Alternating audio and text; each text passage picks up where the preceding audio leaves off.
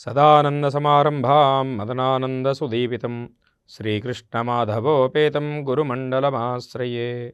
అజ్ఞానాం జాహ్నవీతీర్థం విద్యాతీర్థం వివేకినాం సర్వేషాం సుగతం తీర్థం భారతీతీర్థమాశ్రయే. విద్యా వినయసంపన్నం వీతరాగం వివేకినం వందే వేదాంతతత్వజ్ఞం విదుషేఖర భారతీం. శ్రీగురుభ్యో నమః. హరి ఓం. ముందుగా ఏఎన్ఎన్ ప్రేక్షకులందరికీ కూడా పరాభవనామ సంవత్సర నూతన యుగాది శుభాకాంక్షలు మరియు శ్రీ చండికా పరమేశ్వరి అమ్మవారి యొక్క సంపూర్ణ శుభ ఆశీస్సులు. మొదటగా ఈరోజు యుగాది. యుగాది అనగా యుగానికి ఆరంభము. అది క్రమేపీ ఉగాదిగా మారింది.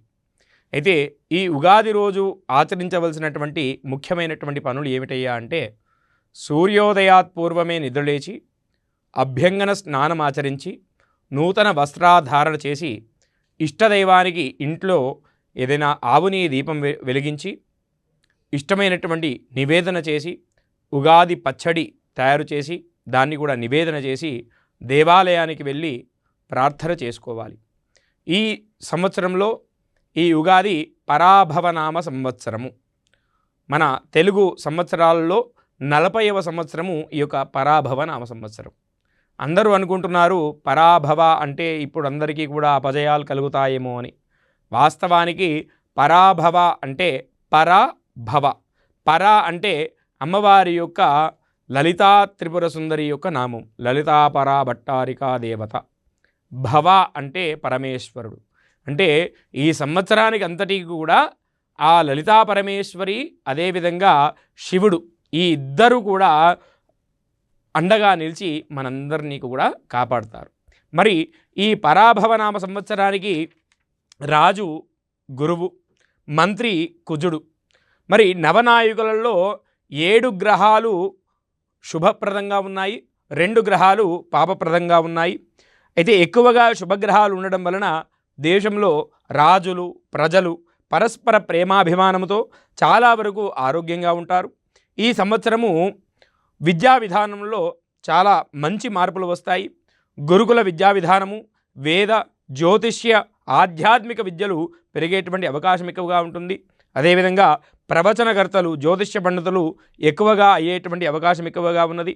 ప్రవచనం వల్ల ప్రజలు నాయకులు ధర్మ మార్గంలో నడుచుకునేటువంటి అవకాశం ఎక్కువగా ఉన్నది. నాయకులు ధర్మ మార్గంలో ఉండి చక్కని నిర్ణయాలతో పరిపాలన చేస్తారు. అదేవిధంగా ఇంకా విదేశీ రాజుల యొక్క కుట్రలను మన సైనికులు సమర్థవంతంగా ఎదుర్కొనేందుకు దేశమునకు అన్ని విధములుగా కూడా రక్షణ కల్పించేటువంటి అవకాశం ఎక్కువగా ఉంటుంది. ఇరుగు పొరుగు దేశాలతో యుద్ధాలు నెలకొల్పడేటువంటి అవకాశం ఎక్కువగా ఉంటుంది. దానివలన కొంతమేరకు నష్టం వాటిల్లేటువంటి అవకాశం ఉన్నది. ఆర్థిక మరియు సైన్యపరమైనటువంటి రంగములలో కొన్ని ఇబ్బందులు కలిగినప్పటికీ కూడా పాలకులు సరైనటువంటి సమయంలో సరైనటువంటి నిర్ణయం తీసుకోవడంతో సలహాలతో వారు రాణించేటువంటి అవకాశం ఎక్కువగా ఉన్నది. ఈ ఏడాది సరి అయినటువంటి సమయంలో వర్షాలు పడతాయి. వర్షం తగినంత పడేటువంటి అవకాశం ఎక్కువగా ఉన్నది. అదేవిధంగా పంటలు కూడా చాలా బాగా పండేటువంటి అవకాశం ఎక్కువగా ఉన్నది. కాకపోతే సస్యశ్యామలంలో కొద్దిగా ఇబ్బందులు, అంటే వాతావరణ పరిస్థితుల్లో కొద్ది ఇబ్బందులు, అదేవిధంగా సమతుల్యత లేకపోవడం వలన కొద్దిగా పంటలు నష్టపోయేటువంటి అవకాశంగా ఉంది.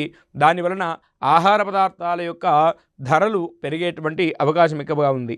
మెట్టు భూములు, వరి పంటలు, పసుపు, పచ్చధాన్యాలు, శనగలు, పత్తి అధికంగా పండేటువంటి అవకాశము. రైతుల ఆత్మహత్యలు తగ్గేటువంటి అవకాశము. మిర్చి, నూనె, పాలు, నెయ్యి, బంగారు, వెండి ధరలు కొద్దిగా పెరిగేటువంటి అవకాశము, మళ్ళీ వెంటనే తగ్గేటువంటి అవకాశం కూడా ఉంటుంది. కూరగాయల ధరలు తగ్గేటువంటి అవకాశము. రైలు, విమాన, రోడ్డు అగ్ని ప్రమాదాలు చాలా తక్కువగా జరుగుతాయి. లగ్నంలో శుక్రుడు ఉచ్చస్థానంలో ఉన్నప్పటికీ కూడా అస్తంగతుడం వలన విచ్చలవిడిగా స్త్రీ పురుషులు పరస్పరము క్రమంతో వ్యవహరించరు. అదేవిధంగా తెలంగాణలో రాజకీయ నాయకులు ఇతర వైదంతో ఉండి పాలకులతో మార్పులు వచ్చేటువంటి అవకాశము. భారతదేశ కీర్తి ప్రతిష్టలు పెరిగేటువంటి అవకాశము. సినిమా రంగము, ఇంటి వ్యవస్థ మార్పులు జరిగేటువంటి అవకాశము. సినీ రాజకీయ ప్రముఖులు కనుమరుగయ్యేటువంటి అవకాశము, అదేవిధంగా భారీ తుఫానులు, భూకంపములు కొన్ని ప్రాంతాలలో వచ్చేటువంటి అవకాశం ఎక్కువగా ఉంటుంది. ప్రజలు మానసికంగా కుంగిపోయేటువంటి అవకాశము, పశుపక్షాలకు ఆదరణ పెరిగేటువంటి అవకాశం ఉంటుంది. ఈ ఏడాది అధిక జ్యేష్ఠమాసము వలన ప్రజలలో ఉత్సాహము, శక్తి, తేజస్సు, భక్తి ఇటువంటి మార్గాల్లో ఎక్కువగా ఆసక్తి చూపుతారు. ధర్మకార్యాలు, అదేవిధంగా పూజలు, జపాలు, హోమాలు ఇవి ఎక్కువగా చేయడం ద్వారా ప్రజలు భక్తి, ఆధ్యాత్మికతతో ఎక్కువగా గడిపేటువంటి అవకాశము. గ్రీష్మ తాపము అంటే ఈ సంవత్సరము ఎండలు విపరీతంగా ఉంటాయి, వడగాల్పులు కూడా విపరీతంగా ఉండేటువంటి అవకాశం ఎక్కువగా ఉంటుంది. ఈ సంవత్సరము ఆషాఢ శుద్ధ పాడ్యమి అంటే 15 జూలై 2026 బుధవారము నుండి ఆషాఢ బహుళ అమావాస్య అంటే 12 ఆగస్టు 2026 వరకు గురుమౌఢ్యము అంటే ఈ కాలములో ఎటువంటి శుభకార్యాలు చేసేటువంటి అవకాశం ఉండదు. అదేవిధంగా ఆశ్వీయుజ శుద్ధ అష్టమి అంటే 19 అక్టోబర్ 2026 సోమవారము నుండి ఆశ్వీయుజ బహుళ చవితి అంటే 29/10/2026 వరకు గురువారం వరకు పశ్చాద్దస్తమత శుక్రపౌఢ్యము అంటే శుక్రమౌఢ్యం ఉన్న సమయంలో కూడా శుభకార్యాలు చేసేటువంటి అవకాశము ఉండదు. ఈ సంవత్సరము అధిక జ్యేష్ఠ బహుళ పాడ్యమి 2 జూన్ 2026 మంగళవారం నుండి సార్తాత్రికోట సహిత యమునా నది పుష్కరాలు ప్రారంభమవుతుంది. అదేవిధంగా ఈ యొక్క సంవత్సరము రాజు గురువు, ఆయన వాహనము నావ. దీనివలన మనకు ఒక శ్లోకం ఉంది, జనానాం భ్రమితే సర్వే చతుష్పాదా ప్రపీడితా విఫలా సకలాధాత్రి నౌకావాహన వత్సరే. అంటే ఈ సంవత్సరము రాజు యొక్క వాహనము నావి కాబట్టి అంటే ఓడ కాబట్టి ప్రజల్లో కల్లోలం ఏర్పడేటువంటి అవకాశము, ఆకలి బాధలు, పంట పశుపక్షాది నాశనములు, అదేవిధంగా రాజుల మధ్య యుద్ధ తీవ్రత ఎక్కువగా ఉండేటువంటి అవకాశము, నౌకా ప్రమాదాలు, నౌకా వ్యాపారంలో అనేకమైనటువంటి నష్టాలు, రవాణా రంగంలో ఇబ్బందులు, దుర్భిక్షముచే ధరలు పెరుగుట అనేటువంటి అవకాశము ఎక్కువగా ఉన్నది. కాబట్టి జాగ్రత్త వహించేటువంటి అవసరం ఎంతైనా ఉన్నది. మంత్రి కుజుడు అంగారకుడు. దీని యొక్క ఫలితం ఏ విధంగా ఉంటుందంటే దహన ప్రహరణ శాబరమరుదాయ భీతిరతుల స్యాత్ క్షీతితనయే మంత్రిణి సతి సృష్టిర్ధర్మాద్యాక్షయశ్చ సస్యానాం. ఈ సంవత్సరము మంత్రి కుజుడు. దీనివలన చోర, అగ్నిభయములు, యుద్ధములు, కలహములు, అతివాయువు, మధ్యమ వృష్టి, సస్యహాని అంటే వాతావరణ సమతుల్యత లోపించడము, ధాన్యాదుల ధరలు పెరుగుట, ధాతు లోహముల యొక్క ధరలు సరసముగా ఉండేటువంటి అవకాశం ఎక్కువగా ఉంటుంది. ఈ యొక్క సంవత్సరానికి సేనాధిపతి చంద్రుడు. ఈ సంవత్సరము సేనాధిపతి చంద్రుడు అవటం వలన ఆహార ధాన్యములు, వెండి, బంగారము, పెట్రోలు, వెన్న, నెయ్యి, చక్కెర, నూలు, వస్త్రాలు, బియ్యము ధరలు పెరిగేటువంటి అవకాశం ఎక్కువగా ఉంది. సస్యశానుకూల వృష్టి, ప్రజారోగ్యము, పశు సమృద్ధి, క్షీర సమృద్ధి పెరిగేటువంటి అవకాశం ఎక్కువగా ఉంటుంది. పూర్వ సస్యాధిపతి శుక్రుడు. ఈ సంవత్సరము శుక్రుడు సస్యాధిపతి అంటే వర్షములు తొందరగా కురిసేటువంటి అవకాశము, అదేవిధంగా సస్యము అంటే మన వాతావరణము సమతుల్యత పాటించడం. ఈ సస్యాధిపతి శుక్రుడు అవటం వలన ధాన్య సమృద్ధి, తెల్లని యొక్క ధాన్యము, తెల్లని భూముల యొక్క ధరలు విశేషముగా పెరుగుతాయి, విశేషముగా పండుతాయి. అంతటా సుభిక్షంగా ఉంటుంది, క్షేమంగా ఉంటుంది, ఆరోగ్యంగా ఉంటుంది. ధాన్యములు, నిత్యావసరాల ధరలు కొద్దిగా తగ్గేటువంటి అవకాశం ఎక్కువగా ఉంటుంది. అదేవిధంగా అర్ఘాధిపతి చంద్రుడు. ఈ సంవత్సరము అర్ఘాధిపతి అంటే వర్షాలకు అధిపతి చంద్రుడు.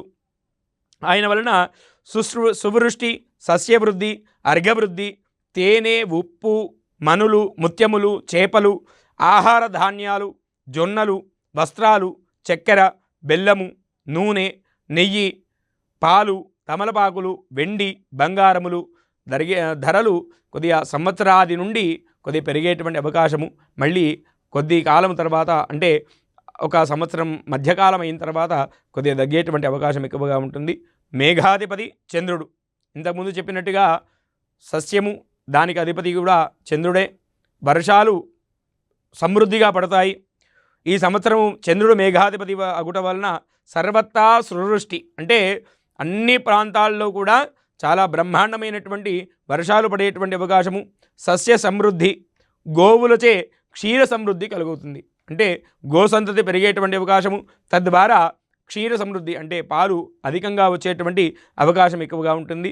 రసాధిపతి రవి అంటే సూర్యుడు. ఈ సంవత్సరము రసాధిపతి సూర్యుడగుటచే బెల్లము, తేనె, వివిధ నూనెలు, చింతపండు, నిమ్మ, నారింజ, మామిడి పండ్ల యొక్క ధరలు పెరిగేటువంటి అవకాశం ఎక్కువగా ఉంటుంది. నీరసాధిపతి శుక్రుడు అంటే ఈ సంవత్సరము నీరసాధిపతి శుక్రుడు వచ్చేది కర్పూరము, అగరు, చందనము, సుగంధ ద్రవ్యాలు, బంగారము, వెండి, ముత్యము, వస్త్రాలు వీటి యొక్క ధరలు పెరిగేటువంటి అవకాశం ఎక్కువగా ఉంటుంది. పశుపాలకుడు శ్రీకృష్ణుడు. మనకు ముందే తెలుసు శ్రీకృష్ణుడు అంటే గోవులను సంరక్షించేవాడు. కాబట్టి ఈ సంవత్సరము పశుపాలకుడు కూడా శ్రీకృష్ణుడు దేశమంతా కూడా సుభిక్షంగా ఉంటుంది, క్షేమంగా ఉంటుంది, ఆరోగ్యాలు చాలా బాగా ఉంటాయి, ధరలు తగ్గేటువంటి అవకాశం ఎక్కువగా ఉంటుంది. పశువులకు తృణ సమృద్ధి, జల సమృద్ధి, ప్రజలకు సస్య సమృద్ధి, ధనధాన్యాది సంపదలు అనేకంగా కలిగేటువంటి అవకాశం ఎక్కువగా ఉంటుంది. అదేవిధంగా స్థానరక్షకుడు శ్రీకృష్ణుడు. ఈ సంవత్సరము స్థానరక్షకుడు శ్రీకృష్ణుడైనందున గోవులు బహుక్షీరదములు అంటే ఎక్కువగా పాలు ఇచ్చేటువంటి అవకాశం ఎక్కువగా ఉంటుంది. పాడి పంటలు సమృద్ధిగా పండుతాయి. సమస్త ప్రాణకోటి రోగవర్జితులు అంటే రోగాలన్నీ కూడా క్రమంగా తగ్గి అందరూ కూడా ఆరోగ్యవంతంగా అయ్యేటువంటి అవకాశం ఎక్కువగా ఉంటుంది. ధరలు కొద్దిగా తగ్గేటువంటి అవకాశం ఎక్కువగా ఉంటుంది. కాబట్టి మొత్తానికి ఈ యొక్క పరాభవన సంవత్సరము మిశ్రమ ఫలితాలను ఇస్తుంది. ధరలు కొద్దిగా పెరిగేటువంటి అవకాశము, ఆ వెంటనే తగ్గేటువంటి అవకాశం కూడా ఎక్కువగా ఉంటుంది. ముఖ్యంగా ఈ యొక్క పరాభవన సంవత్సరానికి రాజు గురువు ఉండడం వలన బ్రాహ్మణులు తమ యొక్క అనుష్ఠానాన్ని చాలా ఎక్కువగా చేసుకునేటువంటి అవకాశం ఎక్కువగా ఉంటుంది. అదేవిధంగా రాజు గురువు అవుటచే సలహాలు మంచిగా తీసుకొని తన రాజ్యాన్ని మంచిగా పరిపాలన చేసేటువంటి అవకాశం ఎక్కువగా ఉంటుంది.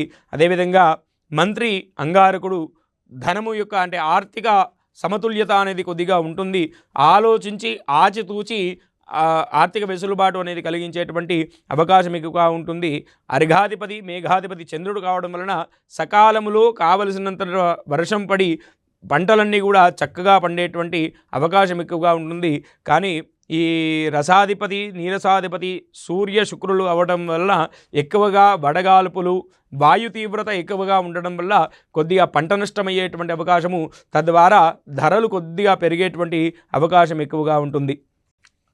కాబట్టి ఈ యొక్క సంవత్సరము అధిక మాసం కూడా వస్తుంది, అది కూడా జ్యేష్ఠ మాసం వస్తుంది. ఈ అధిక మాసంలో ఎక్కువ వరకు జనులందరూ కూడా దైవికంగా యజ్ఞయాగాదులు, పూజలు, హోమాలు, అర్చనలు ఇవన్నీ కూడా ఎక్కువగా చేసేటువంటి అవకాశం ఉంటుంది. తద్వారా మన రాష్ట్రానికి మన దేశానికి ఎంతో సుభిక్షంగా ఉంటుంది అని చెప్పవచ్చు. ఈ యొక్క పరాభవన సంవత్సరంలో ఆదాయ వ్యయ రాజపూజ్యము అవమానాలు చూసుకున్నట్లయితే మొదటగా మేషరాశికి ఆదాయము 11, వ్యయము 5, రాజపూజ్యము 2, అవమానము 4. వృషభ రాశికి ఆదాయము 5, వ్యయము 14, రాజపూజ్యము 5, అవమానము 4. మిథున రాశి వారికి ఆదాయము 8, వ్యయము 11, రాజపూజ్యము 1, అవమానము 7. కర్కాటక రాశి వారికి ఆదాయము 2, వ్యయము 11, రాజపూజ్యము 4, అవమానము 7. సింహరాశి వారికి ఆదాయము 5, వ్యయము 5, రాజపూజ్యము 7, అవమానము 7. కన్యారాశి వారికి ఆదాయము 8, వ్యయము 11, రాజపూజ్యము 3, అవమానము 3. తులారాశి వారికి ఆదాయము 5, వ్యయము 14, రాజపూజ్యము 6, అవమానము 3. వృశ్చిక రాశి వారికి ఆదాయము 11, వ్యయము 5, రాజపూజ్యము 2, అవమానము 6. ధనస్సు రాశి వారికి ఆదాయము 14, వ్యయము 11, రాజపూజ్యము 5, అవమానము 6. మకర రాశి వారికి ఆదాయము 2, వ్యయము 8, రాజపూజ్యము 1, అవమానము 2. కుంభరాశి వారికి ఆదాయము 2, వ్యయము 8, రాజపూజ్యము 4, అవమానము 7. మీనరాశి వారికి ఆదాయము 14, వ్యయము 11, రాజపూజ్యము 7, అవమానము 2. కాబట్టి మొత్తానికి ఈ యొక్క రాశులన్నింటికీ కలిపి చూస్తే మిశ్రమ ఫలితాలు వచ్చేటువంటి అవకాశం ఎక్కువగా ఉంటుంది. అదేవిధంగా ఈ యొక్క పరాభవన సంవత్సరంలో కొన్ని గ్రహణాలు ఉన్నాయి, కానీ మన ప్రాంతంలో అవి కనిపించవు కాబట్టి ఆ గ్రహణ నియమాలు పాటించాల్సినటువంటి అవసరం ఏమీ లేదు. కానీ ఈ యొక్క 12 ఆగస్టు 2026 నాడు సూర్యగ్రహణము, 27 ఆగస్టు 2026 నాడు చంద్రగ్రహణము, 6 ఫిబ్రవరి 2027 సూర్యగ్రహణము, 20 ఫిబ్రవరి 2027 నాడు చంద్రగ్రహణము. ఈ గ్రహణం ఏర్పడేటువంటి అవకాశాలు ఎక్కువగా ఉన్నాయి. కానీ మన ప్రాంతంలో ఎటువంటి కనిపించేటువంటి అవకాశాలు లేవు కాబట్టి మనం ఈ గ్రహణ నియమాలు పాటించాల్సినటువంటి అవసరం ఏమీ లేదు. మరి ఈ పరాభవన సంవత్సరంలో అధిక జ్యేష్ఠ బహుళ సోమవారము 1 జూన్ 2026 రోజున రాత్రి 1:30 బృహస్పతి అంటే గురువు కర్కాటక రాశి ప్రవేశముచే సర్వార్ధత్రికోట త్రీతరాజ సహిత యమునా నదీ పుష్కర ప్రవేశం జరుగుతుంది. అంటే మంగళవారము ఉదయము అంటే 2 జూన్ 2026 అరుణోదయ వేళ నుండి పుష్కర స్నానము ఆచరించవచ్చును. కాబట్టి ఈ సంవత్సరము విశేషమైనటువంటి ఫలితాలు కలుగుతాయి. కాబట్టి అందరూ కూడా యథాశక్తిగా భగవతారాధన, భగవత్ సేవ, అదేవిధంగా బ్రాహ్మణ సేవ, అదేవిధంగా మానవ సేవ చేయడం ద్వారా మనము ఈ పరాభవ నామ సంవత్సరంలో అత్యంత శుభ ఫలితాలను పొందేటువంటి అవకాశం ఎక్కువగా ఉంటుంది. సర్వే జనాః సుఖినో భవంతు, లోకా సమస్త సుఖినో భవంతు.